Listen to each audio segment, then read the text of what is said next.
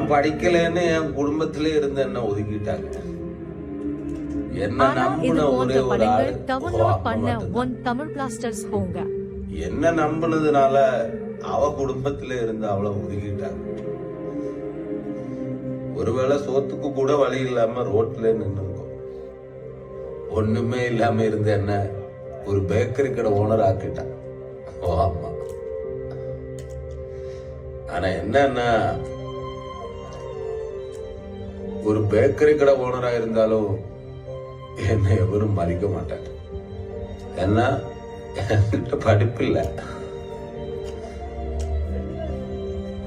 என் குடும்பத்திலேயே ஒரு பத்திரிகையில கூட என் பேரு போட மாட்டாங்க.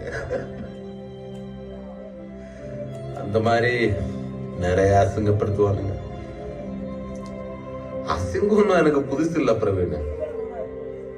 ஆனா என் கூட சேர்ந்து அம்மாவை அசிங்கப்படுவல்ல, அதுதான் என்னால தாங்கிக்க முடியாது பிரவீன். அவ என்ன நம்பி வந்தான், நான் தோத்துட்டேன். இப்ப அவ ஒன்ன நம்ப, நீ தோத்துடாது பிரவீன்.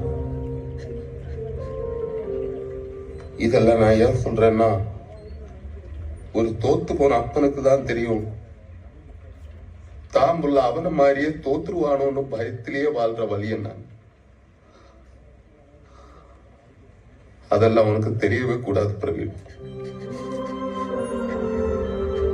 எனக்கு சொல்லித்தர யாரும் இல்ல, உனக்கு சொல்ல நான் இருக்கேன். பார்த்துக்கலாம்.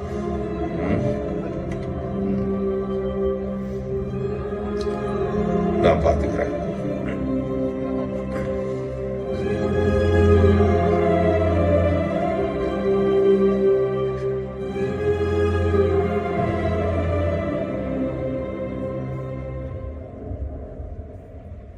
பிரவீன்,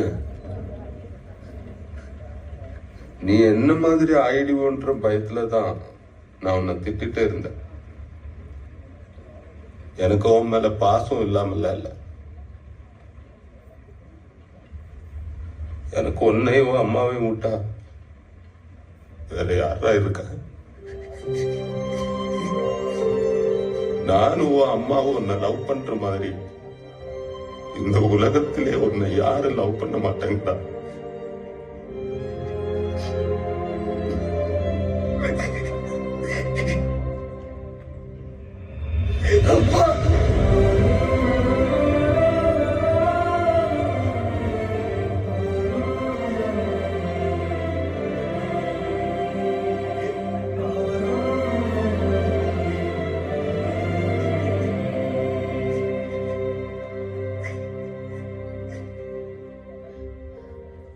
என்